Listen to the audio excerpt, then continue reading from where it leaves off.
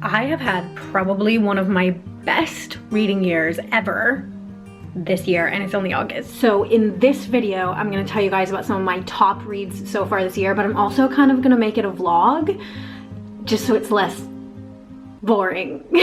I'm gonna go into town. I'm gonna go to the bookshop. I'm gonna go to the bookshop. I'm going to get some candles. I'm gonna get a coffee, obviously. Maybe go to the American Candy store because I need to restock. And then I'm gonna talk about all of the books that I read that I absolutely love. Okay, let's go. Does anyone else randomly say TikTok sounds in everyday life and then you realize, well, crap, not everyone is going to get that, so. Kicking off with my absolute favorite read of the year so far, Red Rising. It's a sci-fi series. I've not been this obsessed with a series since like Hunger Games 10 years ago.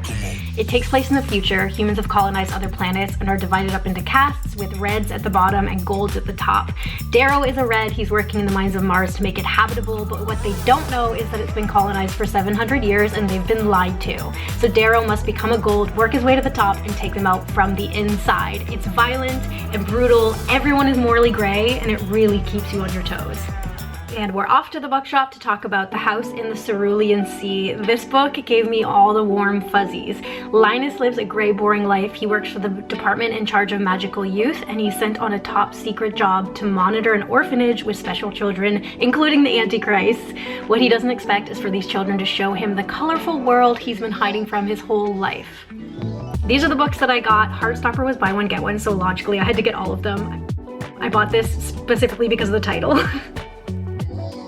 Let's take a little break from fantasy to talk about romance. I only started reading romance this year, and Portrait of a Scotsman has been my favorite. It takes place in the 1800s. We've got forced marriage trope, one bed trope, rags to riches, grumpy sunshine, everything you need in a romance. I was squealing half the time.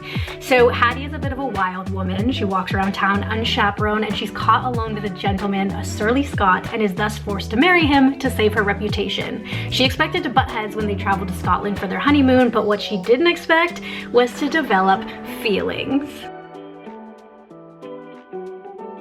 This book and the second one, so good. Oh my god. Oh my god.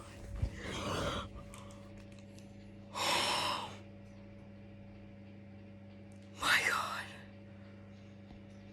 Holy shit. It does take a little bit to get into it because there's a lot of world building in this one, but once I was halfway through, I blazed through the second half in a day, and it's quite big, so it gets you.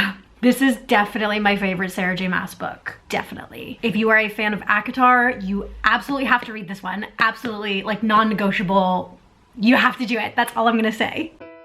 Another series that I loved was Girls of Paper and Fire. It's YA, but definitely check the trigger warnings. So in this world, there are three castes. The Moons, which are full animal demon, Steels, which are half animal, half human, and then the Humans. Each year, 8 beautiful human girls are chosen as paper girls to be the king's concubine. But this year, 9 are chosen, and instead of paper, she's made of fire. Lastly, the book that got me into romance and also audiobooks, Red, White, and Royal Blue. The short explanation is the son of the US president falls in love with the Prince of England. It is so funny, so sweet, and it addresses so many topics. The banter between them is everything. I devoured this book. Let's smell it. Thank you guys for joining me on this video. I'm really bad at doing outros, but let me know in the comments what your favorite book has been this year, or if you've read any of these ones that I've read and what you thought about them. Very interested to hear that. And yes, goodbye. I will see you in the next video.